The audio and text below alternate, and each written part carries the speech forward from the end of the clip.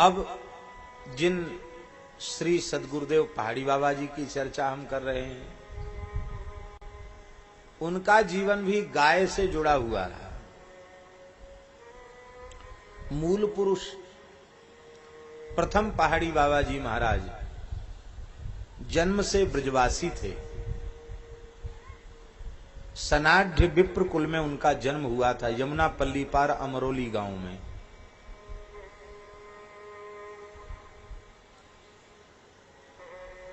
जन्म सिद्ध महात्मा थे। जन्म सिद्ध उनको कहते हैं जिनमें अलग से किसी को साधन के उपदेश की आवश्यकता न पड़े। सुना तो ऐसा जाता है कि प्रथम समाधि आपने 1 सप्ताह की 5 वर्ष की आयु में लगाई थी। केवल 5 वर्ष के थे, प्रायः ध्यानस्थ हो जाते थे, समाधिस्थ हो जाते थे।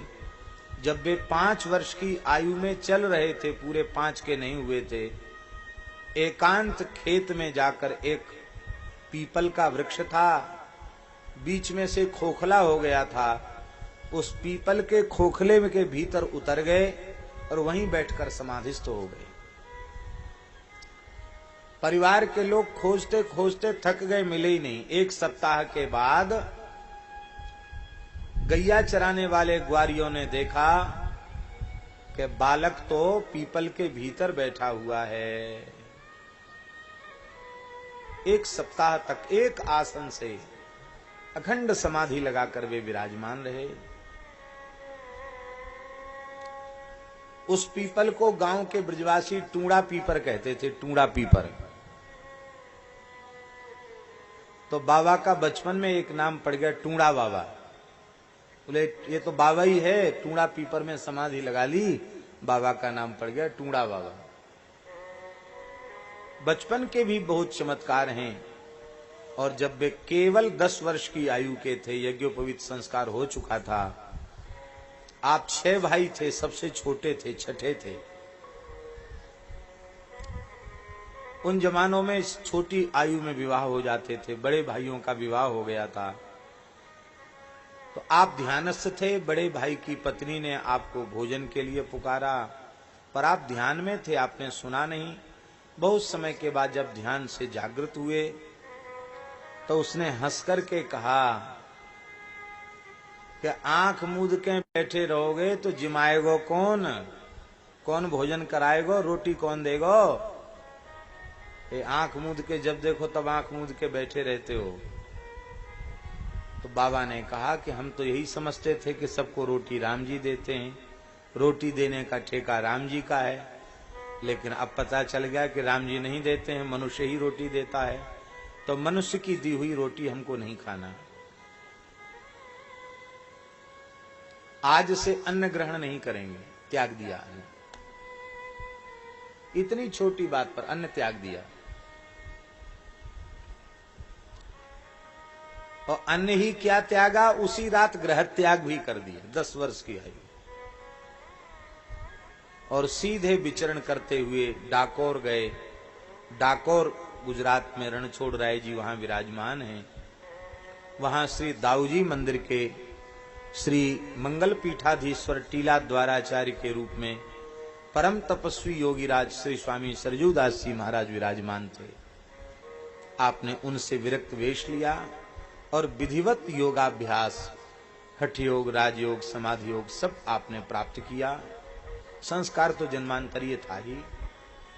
गुरुजी की बड़ी प्रबल इच्छा थी कि द्वाराचार्य पद को पहाड़ी बाबा ही अलंकृत करें, मेरे प्रथम शिष्य हैं। लेकिन बाबा गुरुजी की अनुमति लेकर कि यह जीवन केवल भजन के लिए है, तप के लिए है, ऐसी अनुमति लेकर आप चले गए। 5 वर्ष समाधिस्थ रहे। मानसरोवर के निकट जो कैलाश पर्वत है, कैलाश पर्वत की वशिष्ठ गुफा में आप 5 वर्ष समाधिस्थ रहे। और वहां से फिर केदारनाथ के निकट जो हनुमान गुफा है, उस गुफा में 65 वर्ष विराजे आप। करीब 70 वर्ष हिमालय में बर्फ में ही रहे, नीचे उतरे ही नहीं। इसलिए लोग संतों की समाज में उनका नाम पहाड़ी बाबा हो गया, पहाड़ी बाबा नाम पड़ गया। जो स्वरूप आप दर्शन कर रहे हैं, बस अपने जीवन में बर्फ में भी रहे तो न कुछ बिछाया न कुछ ओढ़ा, मूज की ही आड़बंद, मूज की ही लंगोटी आपने धारण की, और जीवन पर्यंत भिक्षा के रूप में केवल गाय का ही दूध लिया। गाय का दूध, वो भी कैसा, उसमें जर्सी तो थी ही नहीं। गाय का दूध ऐसे लेते थे कि गैया का दूध उनके कमंडल में दो दिया जाए, फिर वस्त्र से छान करके जटाओं में भगवान को रखते थे। अपनी जटाओं में शालिग्राम जी को विराजमान करके रखते थे। वो शालिग्राम जी अभी भी स्थान में विराजे हैं।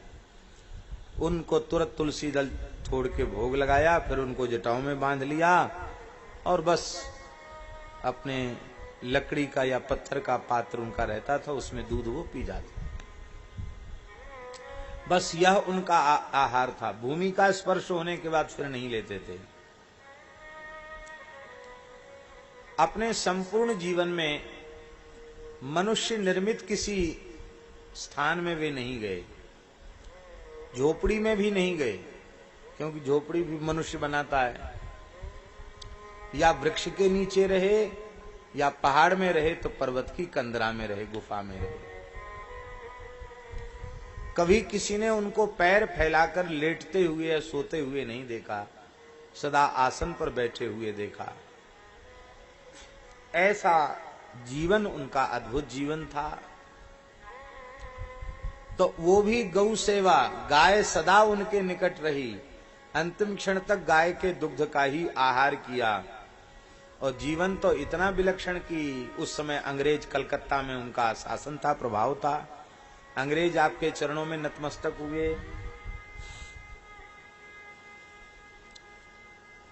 ब्रिटिश शासन चरणों में झुक गया, इतने प्रतापी महापुरुष थे। 150 वर्ष की आयु तक वे धरती पर विराजमान रहे, कंचन कामनी का स्पर्श नहीं किया। कार्तिक पूर्णिमा को ही जन्म हुआ और कार्तिक पूर्णिमा को ही